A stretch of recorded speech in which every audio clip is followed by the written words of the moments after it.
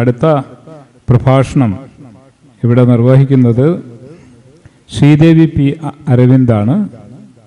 കഥകളിയുടെ ദൃശ്യപരത എന്ന വിഷയത്തിലാണ്. ആ വിഷയത്തെ ആസ്പദിച്ചാണ് അവർ സംസാരിക്കുന്നത്. അവരെ അതിനായി സ്നേഹപൂർവ്വം ക്ഷണിക്കുന്നു.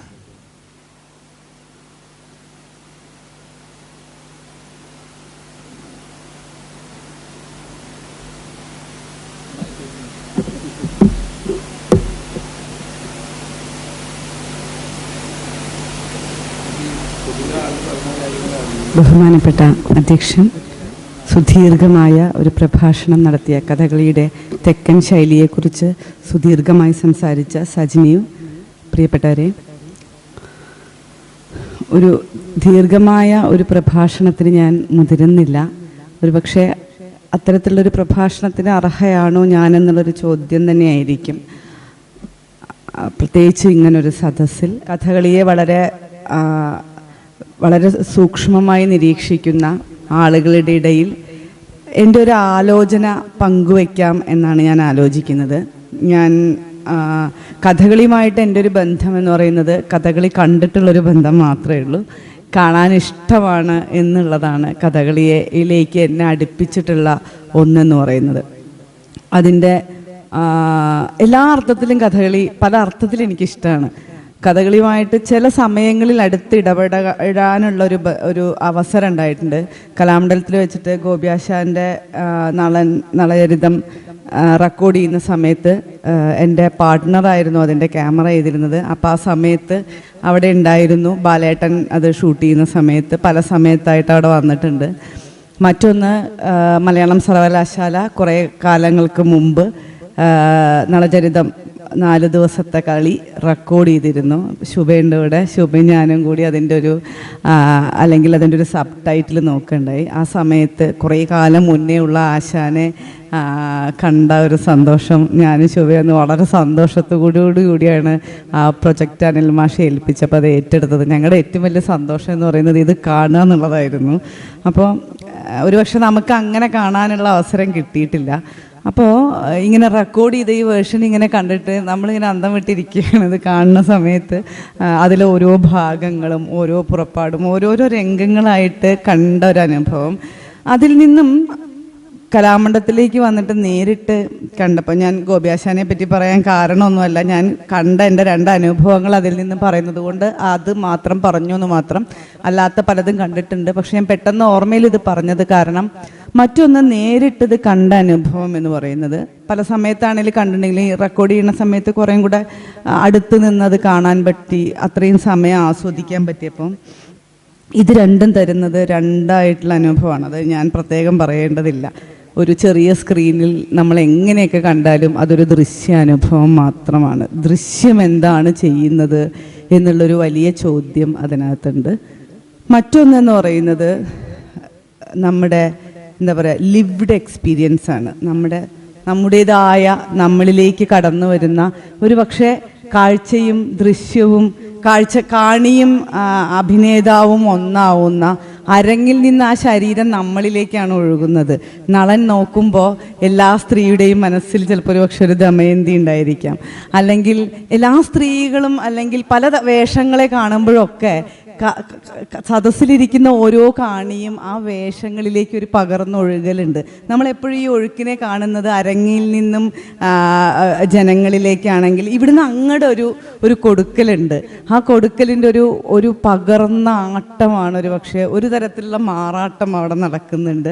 അത് നേരിട്ട് കാണുന്ന അനുഭവം നമുക്ക് പ്രധാനം തരുന്നതാണ്. ചില ഭാഗമൊക്കെ കാണുമ്പോൾ ഒരിക്കൽ ശുഭേൻ എന്നോട് പറഞ്ഞിട്ട് കഥകളി കാണാൻ കലാമണ്ഡലത്തിൽ പോയ സമയത്ത് രോമൊക്കെ ഇങ്ങനെ നീറ്റ് നിന്നു എന്ന് പറഞ്ഞുകൊണ്ട് ഇത് കാണുന്ന അനുഭവം എന്ന് പറയുന്നത് പലപ്പോഴും നമുക്ക് അതൊരു പക്ഷേ TV-യിൽ ഒരു സ്ക്രീനിൽ അത് എത്ര ഗംഭീരമായിട്ട് ചെയ്താലും അത് പ്രദാനം ചെയ്യാൻ പറ്റുമോ?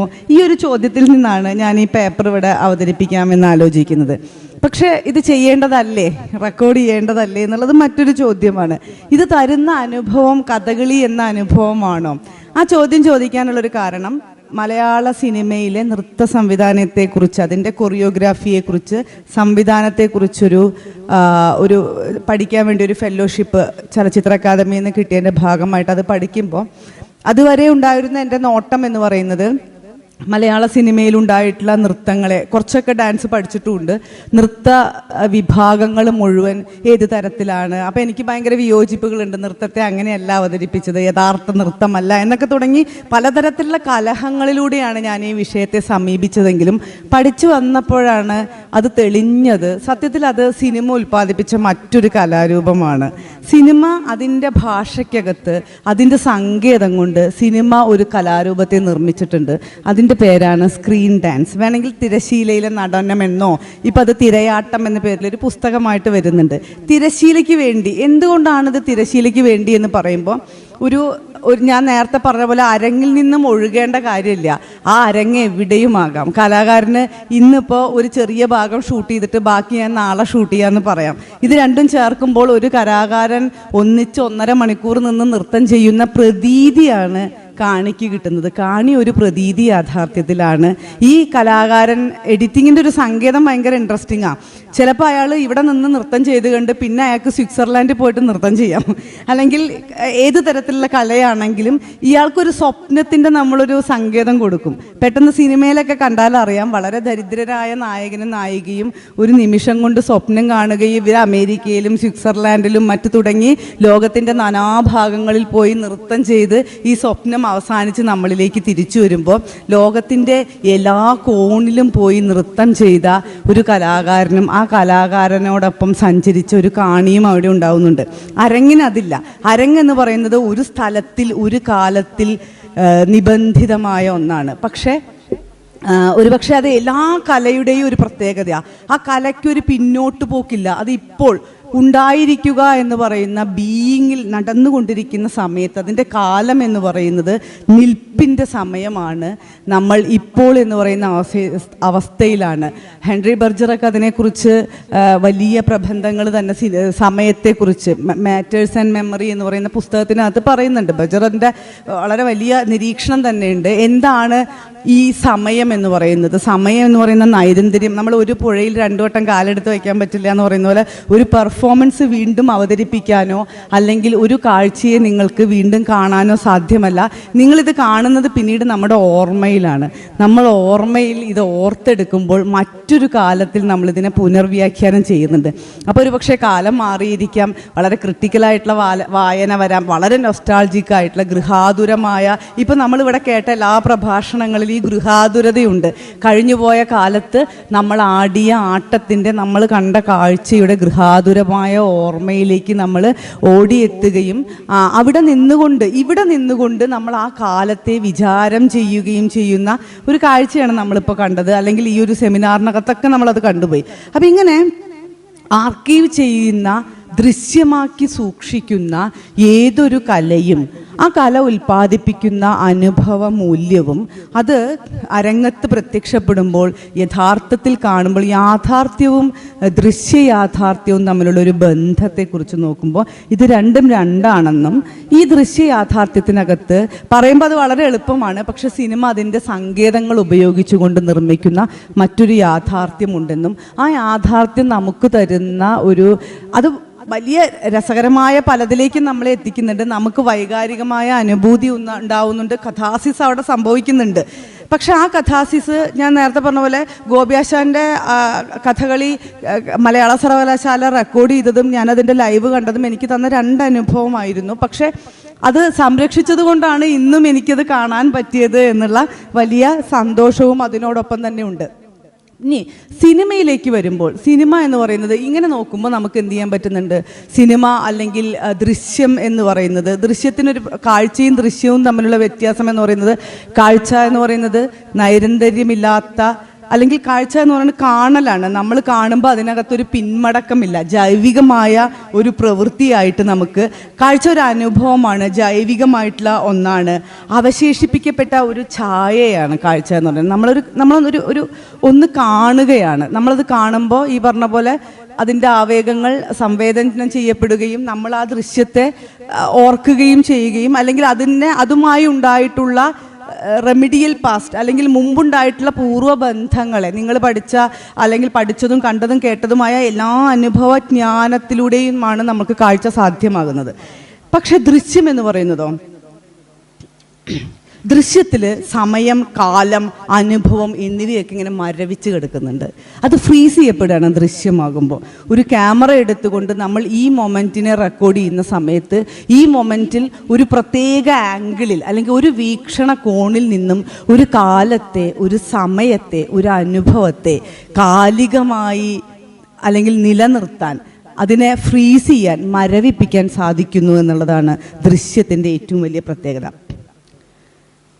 അതിന് മറ്റൊരു പ്രത്യേകത എന്ന് പറയുന്നത്, ദൃശ്യത്തിന് നമ്മൾ പറഞ്ഞു കാഴ്ചയ്ക്ക് പിന്നോട്ടുള്ളൊരു യാത്ര സാധ്യമല്ല എന്ന്. കാണുന്ന സമയത്ത്, ഇപ്പോൾ എന്ന് പറയുന്ന ഒരു സമയത്തിൽ നമ്മൾ കാണുന്നു. കാഴ്ചയ്ക്ക് ഒരു റിവൈൻഡ് ചെയ്യുക എന്നൊക്കെ വേണമെങ്കിൽ പറയാം. അത് സാധ്യമാകുന്നത് ഓർമ്മയിലാണ്. ഓർമ്മയിൽ നമുക്ക് മറന്നു വയ്ക്കാനും പറ്റും, ഓർമ്മയിൽ നമുക്ക് ഓർത്തെടുക്കാനും പറ്റും. ചിലപ്പോൾ നമ്മൾ ഓർമ്മയിൽ മനഃപൂർവ്വമായിട്ടുള്ള മറവികൾ ഉണ്ടാവാറുണ്ട്. നമുക്ക് രാഷ്ട്രീയമായ മറവികളെക്കുറിച്ച് നമ്മൾ എപ്പോഴും പറയുന്നതാണ്, ഇതൊരു രാഷ്ട്രീയമായ മറവിയാണ് എന്ന് പല കാലത്തും നമ്മൾ ഓർക്കാറുമുണ്ട്.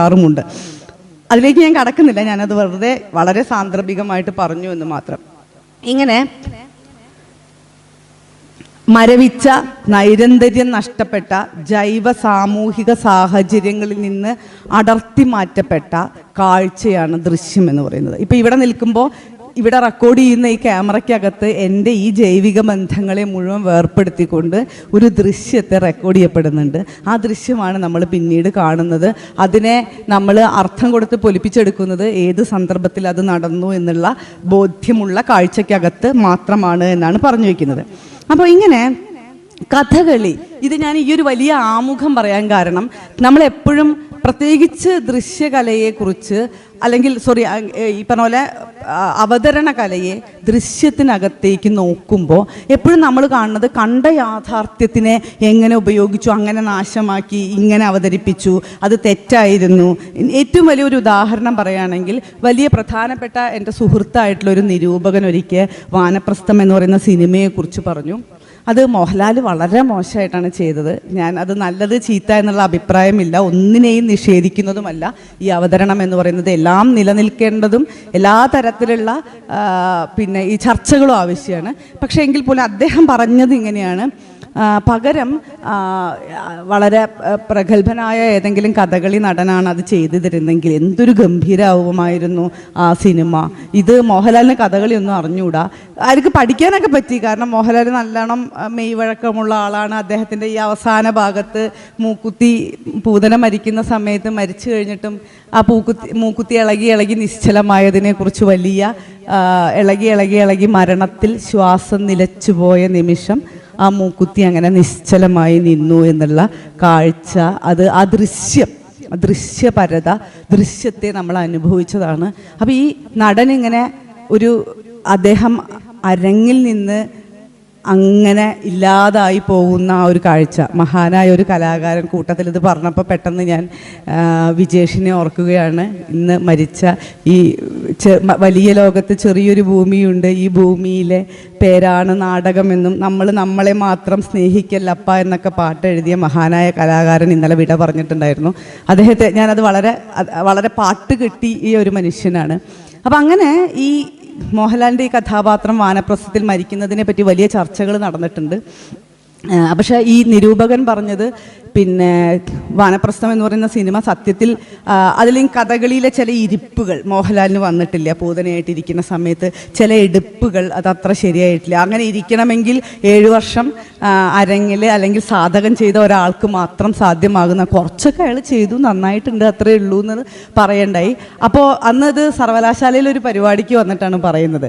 അപ്പോൾ ചലച്ചിത്ര പഠനം എന്ന് പറയുന്ന ഞങ്ങളുടെ സ്കൂളിലാണ് അല്ലെങ്കിൽ ഞങ്ങളുടെ ഡിപ്പാർട്ട്മെൻറ്റിലാണ് ഈ പരിപാടി നടക്കുന്നത്. അവിടെ ഇരുന്ന കുട്ടികളൊക്കെ ചൂടായി, കാരണം അവർ സിനിമയെ വളരെ സീരിയസ് ആയിട്ട് നോക്കുന്നതാണ്. അവരെ സംബന്ധിച്ച് മഹാനായ നടനായിരിക്കും ഒരുപക്ഷെ മോഹൻലാൽ എന്ന് പറയുന്നത്. അപ്പോൾ നടനത്തെയും അഭിനയത്തെയും അതിൻ്റെ മിസൻസീനെയൊക്കെ പഠിക്കുന്ന വിദ്യാർത്ഥികളുടെ മുന്നിൽ ഈ കമൻറ്റ് പറഞ്ഞപ്പോൾ അവർക്ക് അത് വളരെയധികം പ്രശ്നമായി. കാരണം ഇദ്ദേഹം ഇത് പഠിച്ച് അവതരിപ്പിച്ചില്ലേ എന്ന് ചോദിച്ചു. അപ്പോൾ അപ്പോഴൊക്കെ നമ്മൾ ഉണ്ടായ ഒരു ചർച്ച, അന്ന് നമ്മളും ഈ ചർച്ചയിൽ ഉൾക്കൊണ്ടിരുന്നു. കാരണം സിനിമ എന്ന് പറയുന്നത് സങ്കേതങ്ങളാൽ നിർമ്മിക്കപ്പെടുന്ന മറ്റൊരു ഭാഷയാണ്. സിനിമയുടെ ഭാഷയിൽ മിസൻസീൻ എന്നൊക്കെ പറയുന്നത്, മിസൻസീൻ എന്ന് പറഞ്ഞു കഴിഞ്ഞാൽ ഒരു ഫ്രെയിമിനകത്ത് നമ്മൾ കാണുന്ന എല്ലാം ഒരു ഫ്രെയിമിലിരിക്കുന്ന ഒരു കസേര പോലും, അവിടെയുള്ള ഒരു കളറ് പോലും ഒരു ഡയറക്ടർ അയാൾ അത് വളരെ ബോധപൂർവം കൊണ്ടുവയ്ക്കുന്നതാണ്. നമുക്ക് വെറുതെ ഒരു കാഴ്ച ഒരു ഫ്രെയിമിനകത്ത് കാണാൻ പറ്റില്ല. നമ്മളിങ്ങനെ കണ്ണുകൊണ്ട് നോക്കുമ്പോൾ അനന്തമായി കിടക്കുന്ന കാഴ്ചയെ 4 ചതുരത്തിനുള്ളിൽ വളരെ സൗന്ദര്യാത്മകമായി, ചിലപ്പോൾ അതിനെ സൗന്ദര്യാത്മകത പൊളിക്കാം.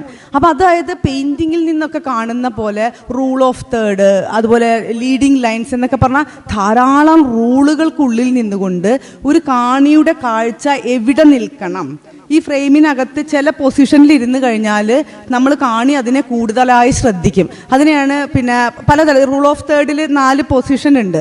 അവിടെ ഇരുന്നാലാണ് കാണിയുടെ മനസ്സ്, ഇത് നമ്മൾ അറിഞ്ഞുകൊണ്ടല്ല, നമ്മുടെ ശ്രദ്ധ ഒരു ചതുരത്തിൻ്റെ ഒറ്റ സെൻറ്ററിലല്ല നമ്മുടെ ശ്രദ്ധ നിൽക്കുക, കുറച്ച് മാറിയിട്ട്, അതിനെ റൂൾ ഓഫ് തേർഡ് എന്നാ പറയുക. അതുകൊണ്ടാണ് പലപ്പോഴും കഥാപാത്രത്തെ ഈ ഫ്രെയിമിനകത്ത് ഈ ഒരു സെൻറ്ററിലല്ലാതെ കുറച്ച് മാറി പ്ലേസ് ചെയ്യുന്നത്.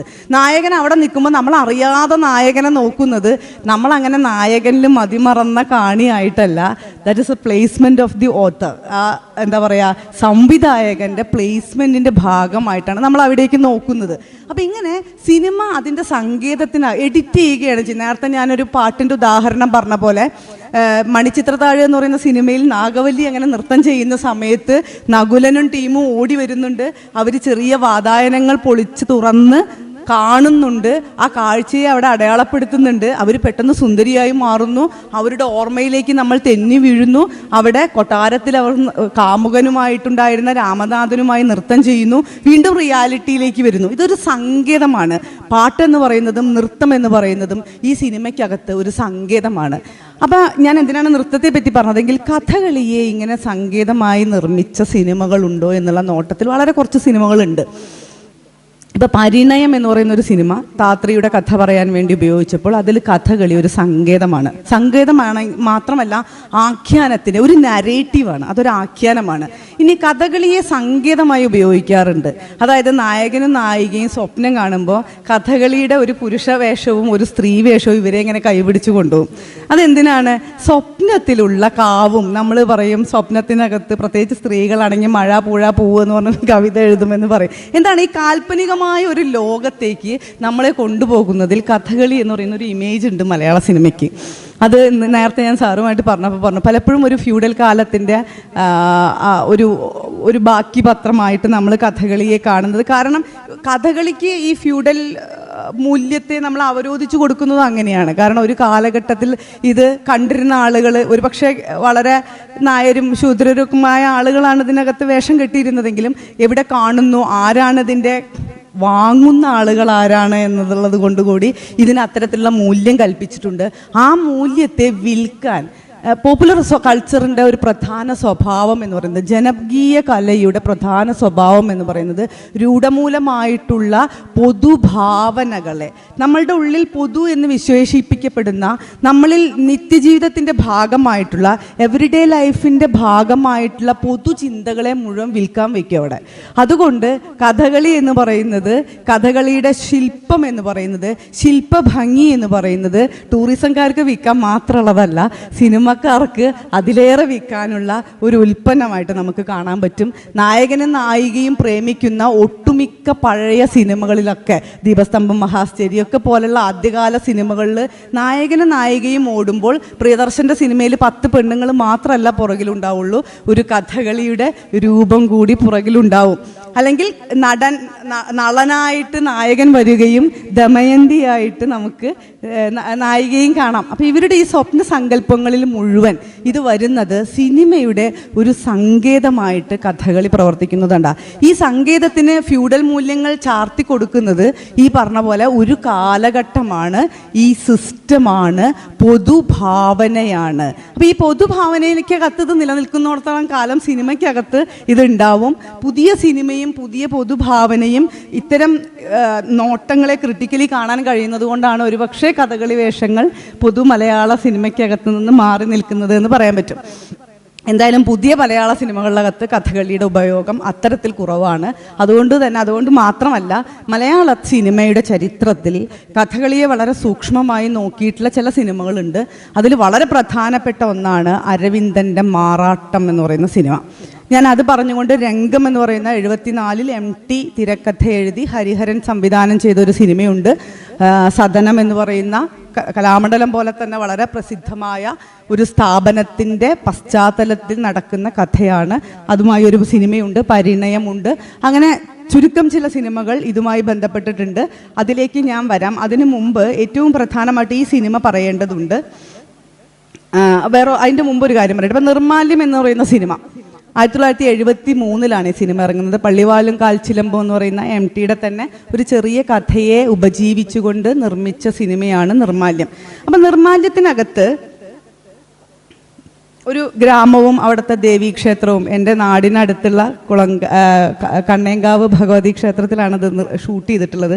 അപ്പോൾ ആ കാലത്തെ വീണ്ടും നിർമാല്യം ഇതിൻ്റെ ഒരു റീവിസിറ്റ് മധുറവങ്കര ഒരു ഡോക്യുമെൻ്ററി ആയിട്ട് ചെയ്യുന്നുണ്ട്. അപ്പം നിർമാല്യം വെളിച്ചപ്പെട്ട കാലം എന്നൊക്കെ പറഞ്ഞുകൊണ്ടുള്ള പലതരത്തിലുള്ള ആ നിർമാല്യത്തിൽ വെളിച്ചപ്പെട്ട കാലം, ആ കാലത്തെ അഭിസംബോധന ചെയ്തുകൊണ്ട് തന്നെ ഒരു സെമിനാർ അവിടെ നടക്കുകയുണ്ടായി. അപ്പം ഇതിനകത്ത് ഈ അവിടുത്തെ ശാന്തിക്കാരനും വെളിച്ചപ്പാടും അറിയാലോ നമുക്ക്. PJ ആൻ്റണി ചെയ്ത വളരെ പ്രസിദ്ധമായ വേഷമാണ് വെളിച്ചപ്പാടിൻ്റെ ആ വേഷം. അപ്പോൾ അവരുടെ ജീവിതമാണ് ഈ കഥ എന്ന് പറയുന്നത്. അപ്പോൾ അതിൽ ഒരു ഭാഗത്ത് അമ്പലത്തിൽ ശാന്തിക്കാരൻ പോവുകയും പുതിയ ശാന്തിക്കാരൻ വേണം എന്ന് പറയാൻ വേണ്ടിയിട്ട് കോലോത്തേക്ക് വരുന്ന നമ്മുടെ വെളിച്ചപ്പാടിനെ കാണാം. വെളിച്ചപ്പാട് ഇങ്ങനെ വരുന്ന സമയത്ത് രണ്ടാമത്തെ വരവിൽ വെളിച്ചപ്പാട് ആ പടിപ്പുര ചാരി നിൽക്കുമ്പോൾ അയാൾ ആലോചിക്കുന്നത് അയാൾക്ക് ഭയങ്കര ദാരിദ്ര്യമാണ്. അന്ന് അവിടെ നെല്ലുണ്ടായിരുന്നതും വലിയ വയക്കോൽക്കുണ്ടകൾ, പണ്ട് പെണ്ണന്വേഷിച്ച് പോകുമ്പോൾ എൻ്റെ അമ്മയൊക്കെ പറയുന്നത് കേട്ടിട്ടുണ്ട്, വയക്കോക്കുണ്ടുണ്ടോ എന്ന് നോക്കൂത്രേ. കാരണം എന്താ, ഊണ് കഴിക്കാൻ ഗതി ഉണ്ടാവും എന്നുള്ളതാണ്. ഉള്ളതുകൊണ്ട് വലിയ വയക്കോക്കുണ്ടുണ്ടെങ്കിൽ അവിടെ നെൽകൃഷി ഉണ്ടാവുമെന്ന് നോക്കും എന്ന് പറഞ്ഞു കേട്ടിട്ടുണ്ട്. അപ്പോൾ ഇതുപോലെ ഈ ഇദ്ദേഹത്തിൻ്റെ ഒരു ഓർമ്മയ്ക്കകത്ത് ഈ വയക്കോക്കുണ്ടിൻ നെല്ലും ഞാറ്റ് ഇങ്ങനെ കറ്റടിക്കുന്നതൊക്കെ കാണുന്നുണ്ട്. പിന്നെ അതിൻ്റെ മുമ്പ് വരുന്ന ഒരു വിഷ്വലിനകത്ത് ഇദ്ദേഹം പിന്നെ ഈ ഇവിടെ എത്തുന്ന സമയത്ത് അവിടെ ഒരു നമ്പീശനോ മറ്റോ ഉണ്ട്. അയാൾ വിളിക്കുന്നുണ്ട്, ശങ്കരാടി ചെയ്ത കാലുകൊണ്ട് വയ്യാത്തൊരു അയാൾ വിളിച്ച് നോക്കുമ്പോൾ പിന്നെ ഇപ്പം കളിയൊന്നും ഇല്ലേന്ന് ചോദിക്കുമ്പോൾ, കളിയോഗം ഒന്നും ഇല്ലേന്ന് ചോദിക്കുമ്പോൾ കളിയൊന്നും ഇല്ല, യോഗം മാത്രമേ ഉള്ളൂ എന്ന് പറയുന്നുണ്ട്. കുറേ കോപ്പുകൾ ഇങ്ങനെ അവിടെ നിരത്തിയിട്ടുണ്ട്. ഇപ്പോൾ ഇതൊന്നുമില്ല.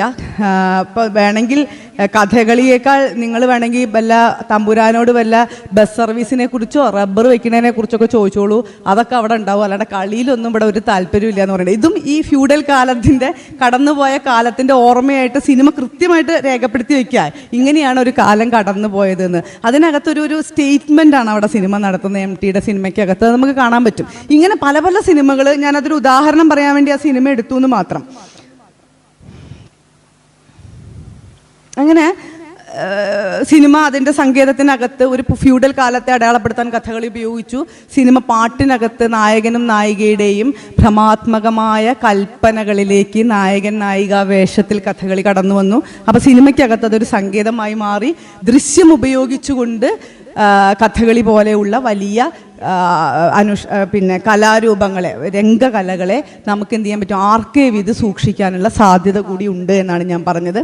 അടുത്ത പോയിന്റ് എന്ന് പറയുന്നത് കാവാലൻ നാരായണ പണിക്കരുടെ ഒരു 1 ആക്ട് പ്ലേയിൽ നിന്നാണ് മാറാട്ടം എന്ന് പറയുന്ന സിനിമ ഉണ്ടാവുന്നത്. ഈ മാറാട്ടം എന്ന് പറയുന്ന സിനിമ സ്വയം തന്നെ മറ്റൊരു ജാനറായി, സിനിമയ്ക്കകത്ത് തന്നെ വിദേശത്ത് ഒരു ജർമ്മൻ സിനിമയുണ്ട്, അതിനെപ്പറ്റി ലോകം മുഴുവൻ വലിയ വായിൽ വർത്തമാനം പറയുന്നതാണ്. റൺ ലോല റൺ എന്നാണ് അതിൻ്റെ പേര്. അതറിയാത്ത മലയാളികൾ ഉണ്ടാവില്ലല്ലോ. ആ മലയാളികൾ ആവർത്തിച്ച് പറയുന്ന ഒരൊറ്റ കഥ 3 വീക്ഷണകോണിൽ നിന്നും പറയുന്ന സിനിമ അത്. ആ സിനിമയ്ക്ക് മുമ്പ് അരവിന്ദൻ ചെയ്ത ഒരു സിനിമയാണ് മാറാട്ടം. അപ്പം മാറാട്ടൻ ഭയങ്കര രസമുള്ള ഒരു കഥയാണ്. അത് ഞാൻ പറയാം, എനിക്കറിയില്ല ഇതിൽ എത്ര പേരത് കണ്ടിട്ടുണ്ടെന്ന്. അരവിന്ദൻ്റെ കുമ്മാട്ടിയും എസ്തപ്പാനും ഒക്കെ നമ്മൾ പിന്നെ മുക്തകണ്ഠം പ്രശംസിക്കുന്ന ഒരു കാലഘട്ടത്തിൽ ഈ മാറാട്ടത്തെ ഒരു പക്ഷേ എനിക്ക് തോന്നുന്നത് അത് അങ്ങനെ ആളുകൾക്ക് മനസ്സിലായിട്ടുണ്ടാവില്ലേ എനിക്കൊരു ഡൗട്ട് തോന്നിയിട്ടുണ്ട്. കാരണം കീചകവാദമാണ് സന്ദർഭം. അപ്പോൾ സിനിമ തുടങ്ങുമ്പോൾ 2 പോലീസുകാർ ഇങ്ങനെ ഒരു കയറ്റം കയറി ഒരു പടവും കയറി നടന്നു വരുന്നത് നമുക്ക് കാണാം. പടവ് കയറി നടന്നു വരുന്ന പിന്നെ ഈ പോലീസുകാർ കോലോത്തെത്തുന്നു. കോലോത്തെത്തുമ്പോൾ പിന്നെ കലാമണ്ഡലം കേശവൻകുട്ടിയാണ് അദ്ദേഹം ആ രംഗം ചെയ്യുന്നത്. അദ്ദേഹം അവിടെ തമ്പുരാൻ അവിടെ ഇരിക്കുന്നുണ്ട്. തമ്പുരാനോട് പിന്നെ അപ്പോൾ അതിൻ്റെ തൊട്ട് മുമ്പ്, സിനിമ തുടങ്ങുന്നതിൻ്റെ മുമ്പേ കീചകനെ വധിക്കുന്ന ആ കഥകളിയിൽ ആ ഭാഗം കാണിക്കുന്നുണ്ട്, കീചകവധം കാണിക്കുന്നുണ്ട്. അത് അടുത്ത കട്ടിലാണ്. നേരം വെളുക്കുന്നു, കാരണം രാത്രിയാണ് കളി നടക്കുന്നത്, പോലീസുകാർ കയറി വരുന്നത്. അപ്പോൾ തമ്പുരാനോട് ചോദിക്കുന്നു, കൊലപാതകത്തെ പറ്റി തമ്പുരാൻ എന്തെങ്കിലും ബോധിപ്പിക്കാനുണ്ടോ എന്നുള്ളൊരു ചോദ്യമാണ് ചോദിക്കുന്നത്. അപ്പോൾ ഇയാളിങ്ങനെ ആലോചിച്ച് കുറച്ച് നേരം, അപ്പോൾ ഇങ്ങനെ വിഷമാദനായിട്ടിരിക്കുന്ന തമ്പുരാനെയാണ് നമ്മൾ കാണുന്നത്. അപ്പോൾ അദ്ദേഹം പറയുന്നു, ഉണ്ടല്ലോ, എന്താന്ന് വെച്ചാൽ കൊന്നത് നാം തന്നെയാണ് എന്നാണ് അദ്ദേഹം പറയുന്നത്. കേളുവിനെ അല്ലെന്ന് മാത്രം, ഞാൻ കൊന്നു. അപ്പോൾ കേളു എന്ന് പറയുന്ന ആളാണ് കീചകനായിട്ട് വേഷം കെട്ടിയിട്ടുള്ളത്. കേളു മരിച്ചു എന്നത് അന്വേഷിച്ചാണ് പോലീസുകാർ വരുന്നത്. അപ്പോൾ കേളുവിനെ അല്ല എന്ന് മാത്രം. കേളുവിനെ എന്തിനാ കൊല്ലുന്നത്? പാവല്ലേ, കേളു വളരെ പാവമായിട്ടുള്ള മനുഷ്യനാണ്, കേളുവിനെ കൊല്ലേണ്ടതില്ല, നമ്മുടെ ആശ്രിതനല്ലേ എന്നാണ് ചോദിക്കുന്നത്. നമ്മുടെ ആശ്രിതനെയാണ്, കേളുവിനെ കൊല്ലാൻ പാടില്ല. അപ്പോൾ എന്നിട്ട് ഉടൻ അദ്ദേഹം ചോദിക്കുകയാണ്, പോലീസുകാർ അവൻ്റെ ചൊല്ലിയാട്ടം കണ്ടിട്ടുണ്ടോ എന്നൊരു ചോദ്യം ചോദിക്കുന്നുണ്ട്. ബഹുകേമാണേ എന്ന് തമ്പുരാൻ പറയുകയാണ്. അപ്പോൾ കേളുവിനെ അല്ല, ഞാൻ കീചകനെ കൊന്നു, തമ്പുരാൻ അവൻ്റെ കേളുവിൻ്റെ ചൊല്ലിയാട്ടം, കേളു എന്ന് പറയുന്നത് മഹാനായ കലാകാരനാണ് എന്ന് തമ്പുരാൻ പറയുന്നുണ്ട്. അപ്പോൾ പോലീസുകാർക്ക് ഇതൊന്നും മനസ്സിലാവണില്ല. പോലീസുകാർക്ക് എന്ത് കഥകളി. അപ്പം നമ്മൾ കാലടിയിൽ പഠിക്കുന്ന സമയത്ത് പിന്നെ ഇതുപോലെ പറയുന്നുണ്ട്. അപ്പോൾ കഥകളി ബുക്ക് ചെയ്യാൻ 2 കുട്ടികൾ ചെന്നു എന്ന് പറഞ്ഞപ്പോൾ കീചകവധം മതി എന്നുള്ള ഇതേ സന്ദർഭം. അപ്പോൾ കൊല്ലണ്ട, പേടിപ്പിച്ച്, ഇത് എല്ലായിടത്തും ഉള്ള തമാശ അത്ര. പക്ഷെ ഞങ്ങൾ പഠിക്കുന്ന കാലത്ത് കീചകനെ കൊല്ലണ്ട, ഒന്ന് പേടിപ്പിച്ച് വിട്ടാൽ മതി, പൈസയ്ക്ക് 10,000 ഉറുപ്പിയാണ് കഥകളി എന്ന് പറഞ്ഞപ്പോൾ പൈസ ഒന്ന് കുറയ്ക്കാൻ വേണ്ടിയിട്ട് കൊല്ലണ്ട, പേടിപ്പിച്ച് വിട്ടാൽ മതി എന്നുള്ളൊരു തമാശ പറയാറുണ്ട്. അതേപോലെ ഈ പോലീസുകാരെ സംബന്ധിച്ച് ഇതൊരു പിന്നെ എന്താണെന്ന് മനസ്സിലാവണില്ല. കാരണം ഇവർ കേളുവിനെ അന്വേഷിച്ച് വരുന്നു, ഇദ്ദേഹം പറയുന്നത് ഞാൻ കീചകനെയാണ് കൊന്നത് എന്നാണ്. കീചകൻ എന്ന് പറയുന്നത് കഥാപാത്രമാണ്. അപ്പം എന്നിട്ട് ഇദ്ദേഹം പറയുന്നുണ്ട്, നാം കൊന്നത് കീചകനെയാണ്, കീചകനെ കൊല്ലാതെ എനിക്ക് തരല്ല, കാരണം വിഡ്ഢിയാണ്, വീട്ടിൽ കയറ്റാൻ കൊള്ളാത്തവൻ, ശുംഭൻ എന്നൊക്കെ പറഞ്ഞിട്ട് കീചകനെ എങ്ങനെ ചീത്ത വിളിക്കുന്നുണ്ട്, ആഭാസൻ എന്നൊക്കെ പറഞ്ഞുകൊണ്ട് ചീത്ത വിളിക്കുന്നു. അത് കഴിഞ്ഞാൽ പിന്നെ അത് കഴിഞ്ഞിട്ട് ഇദ്ദേഹത്തിൻ്റെ ഓർമ്മയിലേക്കാണ് സിനിമ പോകുന്നത്. അവിടെ എത്തുമ്പോൾ അന്ന് കാസർഗോഡ് ഭാഗത്ത് പ്രസിദ്ധമായിട്ടുണ്ടായിരുന്ന പൂരക്കളി, അതുപോലെ കഥകളിയിൽ നമ്മൾ എപ്പോഴും കേൾക്കുന്നത് എന്താ, കഥകളി സംഗീതമാണല്ലേ. കഥകളി സംഗീതത്തെ പാടെ എടുത്ത് കളഞ്ഞുകൊണ്ട് പുള്ളുവം പാട്ടിലാണ് അതിൽ കീചകവധം നടത്തുന്നത്. കാവാലം എഴുതിയ പാട്ടുകൾ, ഞാൻ പറയുന്നത് ഒരു കഥകളിയെ ഇപ്പം നമ്മൾ പല ശൈലികൾ പറഞ്ഞു, സിനിമ എങ്ങനെയാണ് അതിനെ അപ്രോപ്രിയേറ്റ് ചെയ്തത്, അല്ലെങ്കിൽ സിനിമ എങ്ങനെയാണ് സിനിമയ്ക്കുതകുന്ന സിനിമീയമായ കഥകളിയുടെ ഒരു രൂപത്തെ നിർമ്മിക്കാൻ ഒരു ശ്രമം നടത്തിയത് എന്നാണ് ഞാൻ ഇതിലൂടെ പറയുന്നത്. അങ്ങനെ ഈ പുള്ളുവം പാട്ടും എപ്പോഴും നമ്മൾ പറയാറുണ്ട്, പലതരത്തിലുള്ള പാരമ്പര്യങ്ങൾ ഇതിൽ സാധ്യമാണോ എന്ന്. പുള്ളുവം പാട്ടിൻ്റെ പാരമ്പര്യത്തിൽ, പൂരപ്പാട്ടിൻ്റെ പാരമ്പര്യത്തിൽ, അതും ചതുരാകൃതിയിൽ നിന്നുകൊണ്ട് ഒരു അതിൻ്റെ കൊറിയോഗ്രാഫിയെ പറ്റി ഞാൻ പഠിക്കണമെന്നുണ്ട്. എനിക്ക് ശുഭയുടെയൊക്കെ സഹായം ആവശ്യമുണ്ടാവും. അപ്പോൾ കൊറിയോഗ്രാഫിയെ പറ്റി ഞാൻ ഇപ്പോൾ കാര്യമായിട്ട് നോക്കിയിട്ടില്ല. അത് കൊറിയോഗ്രാഫി വളരെ ഡീറ്റെയിൽ ആയിട്ട് പഠിക്കേണ്ടതാണ്. അതിമനോഹരമായിട്ട് അവതരിപ്പിച്ചിട്ടുള്ള പൂരക്കളിയിൽ ആ മെയ്യും കഥകളിയുടെ മെയ്യൊക്കെ കൂടി എങ്ങനെയാണ് ഇങ്ങനെ ഇഴയെടുപ്പത്തോടെ, അത് ഒരു പക്ഷേ അരവിന്ദൻ എന്ന് പറയുന്ന ഒരു ജീനിയസിനെ സാധിക്കുള്ളൂ. അദ്ദേഹത്തിൻ്റെ സംഗീതത്തിലുള്ളൊരു പാണ്ഡിത്യം അതിന് സഹായിച്ചിട്ടുണ്ടാവും എന്നാണ് വിചാരിക്കുന്നത്. അങ്ങനെ പെട്ടെന്ന് സിനിമയുടെ സംഗീതവും ഇദ്ദേഹത്തിന് അത്രയും നല്ല ധാരണയുണ്ടായിരുന്നു. അതുകൊണ്ടാണ് ഈ ആശാൻ്റെ കുറച്ച് ക്ലോസപ്പുകളാണ്, പോലീസുകാരുടെ ക്ലോസപ്പ്, പിന്നെ തമ്പുരാൻ്റെ ക്ലോസപ്പ്, അത് കഴിഞ്ഞിട്ട് അകത്തിരിക്കുന്ന കാവൂട്ടിയുടെ ക്ലോസപ്പ്, ഇദ്ദേഹത്തിൻ്റെ ഭാര്യ. ഇതിൽ നിന്നും പെട്ടെന്ന് കട്ട് വരുന്നത് അവിടെ പിന്നെ കളി നടക്കുന്നതാണ്. ഉത്സവത്തിൽ കളി നടക്കുന്നു, കീചകവധമാണ്, അതിൻ്റെ കൂട്ടത്തിലാണ് പൂരക്കളി നടക്കുന്നത്. പൂരക്കളിയും ഇതും കൂടെ ചേർന്ന് ഇങ്ങനെ പോകുന്നതാണ്. അങ്ങനെ കളി നടക്കുന്നതിലിടയ്ക്ക് ഇദ്ദേഹം ഉറങ്ങിപ്പോയി. തമ്പുരാൻ്റെ ഓർമ്മയാണ്, ഇദ്ദേഹം ഉറങ്ങിപ്പോയി. അപ്പോൾ ഭാര്യ കാവൂട്ടി തട്ടി വിളിക്കും, കളിയായി എന്ന് പറഞ്ഞിട്ട്. ഇയാൾ നോക്കുന്ന സമയത്ത് കീചകൻ ശൃംഗാരത്തിൽ അങ്ങോട്ട് വിളയാടി നിൽക്കുകയാണ്. കീചകൻ്റെ ശൃംഗാരം കണ്ടപ്പോൾ പിന്നെ തമ്പുരാൻ നേരെ ഭാര്യയെ നോക്കി. ഭാര്യയെ നോക്കുമ്പോൾ ഇദ്ദേഹത്തിന് തോന്നി ഭാര്യയാണ് അവിടെ നിൽക്കുന്നതെന്ന്. പെട്ടോ കാര്യം, ഭാര്യയോടാണ് കീചകൻ്റെ ഈ ശൃംഗാരം എന്ന്. കാവൂട്ടിയാണെങ്കിൽ ഊർമിള ഉണ്ണിയാണ്. അവരതിനകത്ത് നൃത്തമൊക്കെ പഠിച്ചതുകൊണ്ട് വളരെ രസമായിട്ട് അത് ചെയ്തിട്ടുണ്ട്. അവർ വളരെ സുന്ദരിയായിട്ട് അവിടെ നിൽക്കുമ്പോൾ ഇയാളിങ്ങനെ മാറി മാറി നോക്കുക. സ്വപ്നത്തിൽ നിന്നാണ് ഇദ്ദേഹം ഉണരുന്നത്. സ്വപ്നത്തിൽ നിന്ന് ഉണർന്നപ്പോൾ അദ്ദേഹം കണ്ടത് കീചകൻ തൻ്റെ ഭാര്യയുമായിട്ട് രമിക്കുന്ന ഭാഗമാണ് ഇദ്ദേഹം കാണുന്നത്. അയാൾക്ക് ദേഷ്യം പിടിക്കുന്നു. ഇദ്ദേഹം തന്നെ പിന്നെ വല്ലവല്ലനായി മാറിക്കൊണ്ട് കീചകനെ വധിക്കുന്നതായിട്ട് തോന്നുകയാണ്. അപ്പോൾ അങ്ങനെയാണ് കീചകവധം സംഭവിക്കുന്നത്. അത് അദ്ദേഹത്തിൻ്റെ ഓർമ്മയിലാണ് നമ്മൾ കാണുന്നത്.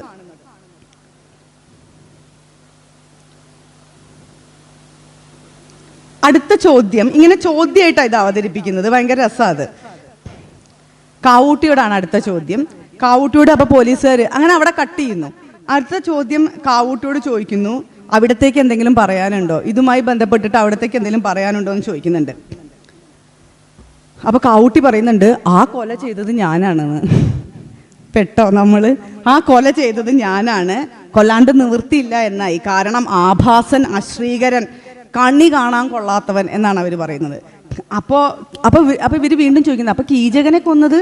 അപ്പോൾ കാവൂട്ടി തിരിച്ചു പറയാണ്, കീചകനെ കൊല്ലാനോ? കീചകനെ ഞാൻ കൊല്ലില്ല, അതും എൻ്റെ ഈ കൈ കൊണ്ട് എന്ന്. അതൊരിക്കലും ഉണ്ടാവില്ല. കീചകൻ ആരാണ്? കീചകൻ എന്ന് പറയുന്നത് പുരുഷ സൗന്ദര്യത്തിൻ്റെ മൂർത്തീഭാവമാണ്. എന്തൊരു സങ്കല്പമാണ്! സൈരന്ധ്രിയുടെ സ്ഥാനത്ത് ഞാനായിരുന്നെങ്കിൽ എന്ന് പറഞ്ഞുകൊണ്ട് ഇവർ ഓർമ്മയിലേക്ക് പോവാ. അപ്പോൾ പെട്ടെന്ന് ഇല്യൂഷനാണ് നടക്കുന്നത്. അതായത് ഒരു കഥകളി നമ്മൾ കാണുന്നതിലിടയ്ക്ക് നേരത്തെ ഞാൻ പറഞ്ഞില്ലേ, ഇപ്പുറത്തെ സൈഡിൽ നിന്ന് ഇങ്ങോട്ട് പകർന്ന് സ്റ്റേജിലേക്ക് പകർന്നൊഴുകുന്ന ഒരു കാണിയുടെ ഒരു പ്രഭാവമുണ്ട്. അതാണ് നമ്മളിവിടെ കാണുന്നത്. കാണിയിൽ നിന്നും ആ സൈരന്ധ്രിയുടെ സ്ഥാനത്ത് ഞാനായിരുന്നെങ്കിൽ എന്ന് പറയുന്ന കാവൂട്ടി അത് മനോഹരമായിട്ട് ചെയ്തിട്ടുണ്ട്. അങ്ങനെ അവർ പറയാണ് എങ്ങനെയാണ് ഞാൻ കൊല്ലുന്നത് എന്ന്. പക്ഷെ അവർ ആരെ കൊന്നു? കേളുവിനെ ഞാൻ കൊന്നു എന്ന് പറയുന്നു. അപ്പോൾ തമ്പുരാൻ പറഞ്ഞു കീചകനെ ഞാനാണ് കൊന്നതെന്ന്, കാവൂട്ടി പറയുന്നു കേളുവിനെ ഞാനാണ് കൊന്നതെന്ന്. പോലീസുകാരാകപ്പെട്ടു. അവരാണെങ്കിൽ ഒരു കേസ് അന്വേഷിക്കാൻ വേണ്ടി വന്നതാണ്, അവർക്ക് എന്ത് ചെയ്യണമെന്നറിയാതായി, പരിഭ്രമമായി. അങ്ങനെ ഈ പോലീസുകാർ വീണ്ടും ശിഷ്യന്മാരുടെ അടുത്ത് പോവാ. അപ്പൊ വേലുവിന്റെ ശിഷ്യൻ എന്താ പറയണെന്ന് വെച്ചാല്, വേലു പരസ്യമായിട്ട് കൊച്ചാശാനെ ശകാരിച്ചു. അപ്പോൾ ആശാനെ ശകാരിക്കുക എന്ന് പറഞ്ഞാൽ കഥകളിക്കാർക്ക് അറിയാം, ആശാനെ കണ്ടാൽ നേരെ വീഴുന്ന ഒരു പാരമ്പര്യം കൂടി. അത് നമ്മളൊരു ഗുരുകുലമൊക്കെ ആയതുകൊണ്ടായിരിക്കും ആശാനോടുള്ളൊരു വലിയ വായ്പ്, സ്നേഹ വായ്പ് പൊതുവെ ശിഷ്യന്മാർക്കുണ്ട്. ആ ആശാനെ ശാസിച്ച ആളാണ് വേലു. അപ്പോൾ വേലുവിനെ അതുകൊണ്ട് തന്നെ, അപ്പോൾ വേലുവിൻ്റെ ഉള്ളിലും പുറത്തും കറുപ്പാണെന്ന് കറുപ്പിനെടുത്തുകൊണ്ടും പറയുന്നുണ്ട്. അങ്ങനെ അവർ വേലു ആശാനെ, കൊച്ചാശാനെ ആക്ഷേപിച്ചതിൻ്റെ പേരിൽ ഇദ്ദേഹത്തെ ശിഷ്യന്മാരെല്ലാവരും കൂടി ഇയാളെ കൊന്നു എന്ന്. ഒരാൾക്കും ഒരു സംശയവുമില്ല. പോലീസുകാരോട് പറഞ്ഞു ആശാനെ കൊന്നത് ഞങ്ങളാണെന്ന്. അപ്പോൾ ഒരു കൊലയ്ക്ക് 3 അവകാശികളായി മാറി. അപ്പോൾ ഇവിടെ സദനം കൃഷ്ണൻകുട്ടിയാണ് വേലുമായിട്ട് ചെയ്യുന്നത്. പിന്നെ കോയിപ്പട്ടരായിട്ട് കലാമണ്ഡലം കേശവനാണ് ചെയ്യുന്നത്. ഊർമിള ഉണ്ണിയാണ് മറ്റത് ചെയ്തത്. കൊച്ചാശാനായിട്ട് കലാധരൻ. അതുകൊണ്ട് ഞാൻ പറഞ്ഞു, എനിക്ക് സത്യത്തിൽ കഥകളിക്കാരുമായിട്ടാണ് ഈ സിനിമ ഡിസ്കസ് ചെയ്യേണ്ടത്. ഇവരുടെയൊക്കെ ഒരു പാരമ്പര്യത്തെക്കുറിച്ച് കൂടുതൽ അറിയാൻ കൂടി വേണ്ടിയാണ്. കാരണം ഈ സിനിമ എന്നെ ഞെട്ടിച്ചൊരു സിനിമ. ഞാൻ വളരെ വൈകിയാണ് സത്യത്തിൽ, ഫിലിം സ്റ്റഡീസൊക്കെ ആണെങ്കിലും ഒരുപാട് വൈകിയാണ് ഈ സിനിമയിലേക്ക് നമ്മൾ അരവിന്ദനെ പലതരത്തിൽ കേൾക്കുന്നുണ്ട്. അരവിന്ദൻ്റെ ശ്രേഷ്ഠം എന്ന് പറഞ്ഞപ്പെട്ട എല്ലാ സിനിമകളും കണ്ടിട്ടുണ്ട്. ഒരിടത്തും എസ്തപ്പാനും കുമ്മാട്ടിയൊക്കെ ആവർത്തിച്ച് കണ്ടിട്ടുണ്ട്. പക്ഷെ ഇതുപോലെ എന്നെ ഞെട്ടിക്കുന്ന കേരളീയ പാരമ്പര്യത്തിനെ എല്ലാം, തെക്ക് മുതൽ വടക്ക് വരെയുള്ള പാരമ്പര്യത്തെ ചേർത്ത് വെച്ചുകൊണ്ട് നമുക്ക് കഥകളിയിൽ പിന്നെ പുള്ളുവമ്പാട് ഇട്ട് വരുമ്പോൾ ഒരു ബുദ്ധിമുട്ടില്ല. നമ്മൾ പുള്ളുവമ്പാട്ടായിരുന്നു കഥകളിയുടെ സംഗീതം എന്ന് തോന്നുന്ന രീതിയിലേക്കാണ് അത് ചേർത്തിണക്കിയിട്ടുള്ളത്. അത്രയും നന്നായിട്ടത് ചെയ്തിട്ടുണ്ട്.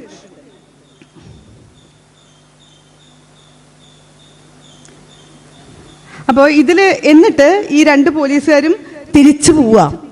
അപ്പോൾ തിരിച്ചു പോണ സമയത്ത് ഇവർ ആദ്യം വന്ന അതേ വഴിയിലൂടെ ആ കയറ്റം കയറി അതേ സ്റ്റെപ്പുകൾ ഇറങ്ങി ഇങ്ങനെ പോവുക. അപ്പോൾ ഇവർ ചോദിക്കുകയാണ്, ഒരു കൊട്ട് കേൾക്കുന്നുണ്ട്. അപ്പോൾ ഇവർ ചോദിച്ചു പോലീസുകാർ എന്താ അവിടെ സംഭവം എന്ന് ചോദിച്ചപ്പോൾ അവർ പറഞ്ഞു, അറിഞ്ഞില്ലേ ഇന്ന് കേളുവാശാൻ്റെ കഥകളിയുണ്ട്, ഗംഭീരാവാതെ വഴിയില്ല എന്ന്. പെട്ടെന്ന് നമ്മളെല്ലാവരും നിൽക്കുന്ന ഒരു ഇല്യൂഷൻ ഉണ്ട്. ആരാണ് മരിച്ചത്? കേളുവാണോ കീചകനാണോ? കേളു ഇപ്പോഴും ജീവിച്ചിരിക്കുന്നുണ്ടോ എന്നൊരു ചോദ്യത്തിനകത്തേക്ക് ഈ ലിവ്ഡ് എക്സ്പീരിയൻസ് എന്ന് പറയുന്നത്, ഒരു കാഴ്ച, ഒരു കഥകളി അല്ലെങ്കിൽ ഒരു സ്റ്റേജിൽ നടത്തുന്ന ഒരു പെർഫോമൻസ് കണ്ടടങ്ങുന്ന കാണിയുടെ ശരീരത്തെ മുൻനിർത്തിയുള്ള ഒരു വിചാരമാണ് കഥകളിയിലെ ഒരു പക്ഷേ പിന്നെ എന്താ പറയുക, ഒരു കേളുവിൻ്റെ ഒരു കറുത്ത മെയ്യും വഴക്കമുള്ള ആട്ടമുള്ള ആ മെയ്യിൻ്റെ ഭംഗിയും ഒക്കെയുള്ള ആ വലിയ കലാകാരനെ ചേർത്ത് നിർത്തി മറ്റൊരു കലാകാരനായിട്ടുള്ള കലാമണ്ഡലം കേശവനെയും ചേർത്ത് നിർത്തിക്കൊണ്ട് കീഴാള ജന്മി ബന്ധത്തെ വളരെ രസകരമായിട്ട് അതിനകത്ത് പറഞ്ഞു വയ്ക്കാൻ അദ്ദേഹം ശ്രമിച്ചിട്ടുണ്ട്. അതുപോലെ തന്നെ മനുഷ്യൻ്റെ ഒരു കഥയെ ഏതൊക്കെ പേഴ്സ്പെക്റ്റീവിൽ അവതരിപ്പിക്കാം, ഒരു വിഷയത്തിന് തന്നെ പലതരത്തിൽ കാണാം എന്ന് പറയുന്ന കാഴ്ചയെ സിനിമ അവതരിപ്പിച്ചു വയ്ക്കുന്നു. ഇങ്ങനെ പല തുറവുകൾ തുറന്നു വെക്കുന്ന ഒന്നായിട്ട് കഥകളി എന്ന് പറയുന്ന, ഞാൻ പറയുന്നത് കഥകളി ഇതിലൊരു കണ്ടന്റ് അല്ല, അതൊരു സങ്കേതമാണ്, അതൊരു എന്താ പറയുക ഉപാധിയാണ്, സിനിമയുടെ ഭാഷയെ രൂപപ്പെടുത്തുന്ന ഉപാധിയായിട്ട് കഥകളിയെ. അതുകൊണ്ടാണ് ഞാൻ ഈ സിനിമ തന്നെ ഇങ്ങനെ എക്സ്പ്ലെയിൻ ചെയ്തത്. സ്പോയിലർ അലേർട്ടാണ്, ഞാനതിൻ്റെ കഥ മുഴുവൻ പറഞ്ഞു. ഇനി കാണുമ്പോൾ അത് ആദ്യമേ അതൊരു ഡിസ്ക്ലെയിമറായിട്ട് പറയണം, കാരണം ഞാനത് സ്പോയിലർ നശിപ്പിച്ച് കളഞ്ഞിട്ടുണ്ട്, കഥ മുഴുവൻ പറഞ്ഞു. പക്ഷേ എങ്കിൽ പോലും അതിൻ്റെ ആ സിനിമ എന്ന് പറയുന്ന രൂപത്തിലേക്ക്, സിനിമയുടെ ഫോമിലേക്ക് കഥകളി എന്ന് പറയുന്ന ഒരു കലയെ എങ്ങനെ അപ്രോപ്രിയേറ്റ് ചെയ്തു എന്നുള്ളത് നമുക്ക് പറയാൻ പറ്റും. അതേസമയം തന്നെ രംഗം എന്ന് പറയുന്ന സിനിമയ്ക്കകത്ത് 1970കളിലാണ് തോന്നുന്നത് രംഗം എന്ന് പറയുന്ന സിനിമ, മോഹൻലാലൊക്കെ അഭിനയിച്ച സിനിമയാണ്. കുറച്ച് സമയം കൊണ്ട് എടുക്കാമല്ലോ.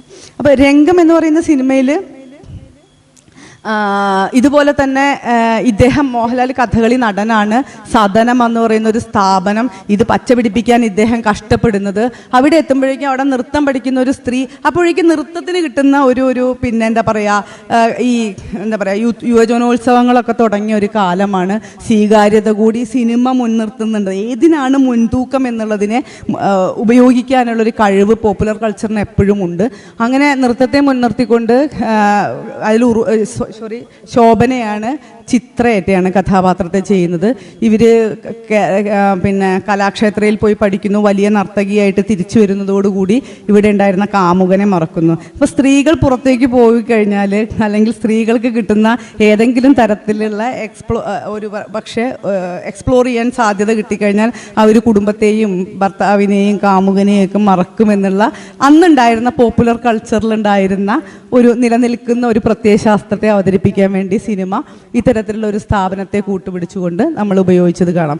കമലദളത്തിലേക്കൊക്കെ എത്തുമ്പോഴേക്കും കഥകളിയല്ല അവിടെ പ്രധാനം, അവിടെ പ്രധാനമായിട്ട് നൃത്തമാണ്. നൃത്തപ്രധാനമായ ഒരുപക്ഷെ കലാമണ്ഡലത്തിൻ്റെ ഒരു ചരിത്രത്തിൽ തന്നെ കഥകളിയുടെ ചരിത്രത്തെ വിസ്മരിച്ചുകൊണ്ടാണ് നൃത്തത്തിൻ്റെ ചരിത്രത്തെ കമലദളത്തിലേക്ക് ചേർത്ത് വയ്ക്കുന്നത്. പരിണമയം എന്ന് പറയുന്ന സിനിമയ്ക്കകത്ത് നമ്മൾ ഇവിടുന്ന് നോക്കുകയാണെങ്കിൽ കേളുവിൽ നിന്നും പോയി കഴിഞ്ഞാൽ നമ്മൾ പരിണയത്തിലേക്ക് എത്തുമ്പോൾ അവിടെ ഇങ്ങനെ നിറഞ്ഞു നിൽക്കുകയാണ് അർജുനനും ഭീമനും തുടങ്ങിയിട്ടുള്ള എല്ലാ കഥകളി വേഷങ്ങളും. കഥകളി വേഷത്തിലേക്ക് കാമുകിയെ പരിണയിക്കാൻ വരുന്ന, രാത്രികാലങ്ങളിൽ വരുന്ന ഒരാളായിട്ടാണ് നമ്മൾ അവിടെ കഥകളി വേഷങ്ങളെ കാണുന്നത്. പിന്നീട് സ്മാർത്ത വിചാര സമയത്ത് ഈ പെൺകുട്ടി പറയുന്നത് എൻ്റെ കുട്ടിക്ക് പേരുണ്ട്, അല്ലെങ്കിൽ അത് കഴിഞ്ഞ് ഇവർ പിന്നെ ഗവൺമെൻറ് തന്നെ കൊടുക്കുന്ന ഖദർ വസ്ത്രമൊക്കെ ധരിച്ചുകൊണ്ട് ഇവരൊരു സ്ഥലത്തിരുന്ന് തയ്ച്ചുകൊണ്ടിരിക്കുമ്പോൾ അന്വേഷിച്ചു വരുന്ന കാമുകനോട് പറയുന്നുണ്ട് കുട്ടിക്ക് പേരുണ്ട്, അർജുനൻ, ഭീമൻ തുടങ്ങിയ പല പേരുകളുണ്ട് അവരുടെ അച്ഛന് എന്ന് പറയുന്നത്. നമുക്ക് കേൾക്കുമ്പോൾ ഒരു പക്ഷേ കോരിത്തരിക്കുന്ന രീതിയിലേക്കാണ് സിനിമ അവതരിപ്പിച്ചിട്ടുള്ളത്. ദേശീയ പ്രസ്ഥാനത്തിൻ്റെ ചരിത്രമുണ്ട് അവിടെ, അന്നത്തെ പ്രോഗ്രസീവ് മൂവ്മെൻറ്റുകളുടെ എല്ലാ ചരിത്രവും സിനിമ പറയുന്നുണ്ടെങ്കിലും താത്രിയുടെ കഥ വളരെ വ്യത്യസ്തമായ ഒരു കഥയാണ്. ഒരു താത്രി എന്ന് പറയുന്നത് ഒരു പക്ഷേ കുടുംബം എന്ന് പറയുന്ന സ്ഥാപനത്തെ പൊളിച്ചുകൊണ്ടോ വളരെ ധൈര്യമുള്ള ഒരു സ്ത്രീയായിട്ടോ ലൈംഗികമായിട്ടുള്ള അവരുടെ ചോയ്സിനെ കുറിച്ച് സംസാരിച്ചിട്ടൊരു സ്ത്രീയാണ്. അതിനെ മുഴുവൻ ഒരു പ്രണയത്തിലേക്ക് ഒതുക്കുകയും സ്ത്രീയുടെ കാമനകളെ മുഴുവൻ സദാചാരപരമായ ഒരു കൊക്കൂണിനകത്തേക്ക് ഒതുക്കി വളരെ നൈർമല്യത്തോടു കൂടി ഇതിനകത്തൊക്കെ നിൽക്കുന്ന ഒരു സ്ത്രീയാണ് അവരെന്നും, ഒരു പ്രണയത്തിൻ്റെ പേരിൽ അവർ പല പേരുകൾ ഉണ്ടായിരിക്കുമെന്ന് പറയേണ്ടി വന്ന ഒരു സ്ത്രീയായിട്ട്, ഒരു സ്ത്രീയെ അപ്രോപ്രിയേറ്റ് ചെയ്യാനുള്ള സിനിമ നടത്തുന്ന രസകരമായ ഒരു ട്രിക്ക്. അതൊരു കാലത്തിനനുസരിച്ചുള്ള ട്രിക്കാണ്. എപ്പോഴും സ്ത്രീകൾ ഇന്ന സ്ഥലത്ത് നിന്നാൽ മതി എന്ന് പറയുന്ന ഒരു ട്രിക്കിലേക്ക് മാറ്റുന്നുണ്ട്. അപ്പോൾ അവിടെ ബാക്ക്ഗ്രൗണ്ട് ആയിട്ട് ഇത് മുഴുവൻ പ്രവർത്തിക്കുന്നതോടുകൂടി കാണികൾ എണീറ്റ് നിന്ന് കൈയടിക്കും. കാരണം സിനിമ എന്ന് പറയുന്നത് വളരെ എളുപ്പമാണ് മനസ്സിലാക്കാൻ. നമ്മുടെ ഉള്ളിലേക്ക് അതിങ്ങനെ റിയലുമായി തോന്നുന്ന രീതിയിൽ നമ്മളോട് സംവദിക്കുന്നത് കൊണ്ട് തന്നെ ചിലപ്പോൾ കഥകളി കണ്ടാൽ നമുക്കൊന്നും മനസ്സിലായില്ല എന്ന് വരാം. ഞാൻ പറയുന്നത് വളരെ പരിചിതമല്ലാത്ത ആളുകൾക്ക് സിനിമ കണ്ട ആരും ഒരു സബ് ടൈറ്റിലും കൊടുക്കേണ്ട കാര്യമില്ല, അത് ഏത് ഭാഷയിലുള്ള സിനിമയാണെന്ന് നമുക്കറിയാൻ പറ്റും. ഇങ്ങനെ ഇതിലേക്ക് എത്തുമ്പോഴേക്കും ഈ മാറ്റം നമുക്ക് കാണാൻ പറ്റും. അപ്പോൾ ഇങ്ങനെ ഞാൻ പറഞ്ഞു വന്നത് ഇങ്ങനെയാണ്, മലയാള സിനിമ കഥകളിയെ എപ്പോഴും പലതരത്തിലുള്ള രാഷ്ട്രീയ ബോധ്യങ്ങളോടുകൂടിയാണ് ഉപയോഗിച്ചിട്ടുള്ളത്. ഒന്ന്, ഫ്യൂഡൽ പാരമ്പര്യത്തിൻ്റെ മൂല്യങ്ങളെ ഉൾക്കൊള്ളുന്ന ഒരു കടന്നുപോയ കാലത്തിൻ്റെ ഗൃഹാതുരമായ ഓർമ്മയായിട്ട് നായകനും നായികയുടെയും പിന്നെ ഭ്രമാത്മകമായ സങ്കല്പത്തിലേക്ക്, അവരുടെ പ്രതീക്ഷയായോ അവരുടെ നല്ലൊരു കാലം കടന്നുപോയ നല്ല കാലത്തിൻ്റെ ഓർമ്മയായിട്ടോ കഥകളിയുടെ വേഷം കയ്യും പിടിച്ച് നമ്മളെ കടന്നു പോകും. അപ്പം ഇതൊക്കെ എന്താണ്, ഒരു തരം ഐക്കണോഗ്രാഫി എന്നൊക്കെ പറയാൻ പറ്റും. ആ ഐക്കൺ ഉണ്ടാക്കുന്ന മൂല്യങ്ങളിലേക്ക് ഒരു കാണിയെ എത്തിക്കാനുള്ള ഒരു രീതിയാണ് സിനിമ കഥകളി. അതൊരു സിമ്പലായിട്ടാണ് ഉപയോഗിച്ചു പോകുന്നത്. മറ്റൊന്ന്, കഥകളിയുടെ ഒരു നടൻ്റെ ജീവിതം പറയുന്ന, കഥകളി നടൻ്റെയോ അല്ലെങ്കിൽ കഥകളിയുമായി ബന്ധപ്പെട്ട്, ഇപ്പോൾ വാനപ്രസ്ഥത്തിൽ കേട്ടോ, അത് ഞാൻ നേരത്തെ പറഞ്ഞത്, ബന്ധപ്പെട്ട് നിൽക്കുന്ന കഥ പറയുന്ന മറ്റൊരു രീതി സിനിമ ഉപയോഗിച്ചിട്ടുണ്ട്. ഇതിലൊക്കെ അപ്പുറം കഥകളി എന്ന ഫോമിനെ മനസ്സിലാക്കിയിട്ടുള്ള ഒരേ ഒരു സിനിമയാണ് ഞാൻ മലയാളത്തിൽ കണ്ടിട്ടുള്ളൂ. അത് മാറാട്ടമാണ്. ആ കഥ അല്ലെങ്കിൽ ആ സിനിമ ഒരു വായനയ്ക്ക് കൂടെ സാധ്യമാവണമെങ്കിൽ ഒരുപക്ഷെ കഥകളിയുമായി ഏറ്റവും അടുത്ത് നിൽക്കുന്ന മനുഷ്യരുമായിട്ടുള്ള ഒരു പിന്നെ എന്താ പറയുക സംവാദം, വളരെ നിറഞ്ഞ സംവാദം ആവശ്യമാണ് എന്നുള്ളത് ഒറ്റ കാരണം കൊണ്ടാണ് ഞാനിന്ന് ഒട്ടുമേ അനുയോജ്യമായ ആളല്ലാതിരുന്നിട്ട് കൂടി ഇവിടെ ഈ പേപ്പർ അവതരിപ്പിക്കാൻ വേണ്ടി വന്നത്. നന്ദി, നമസ്കാരം.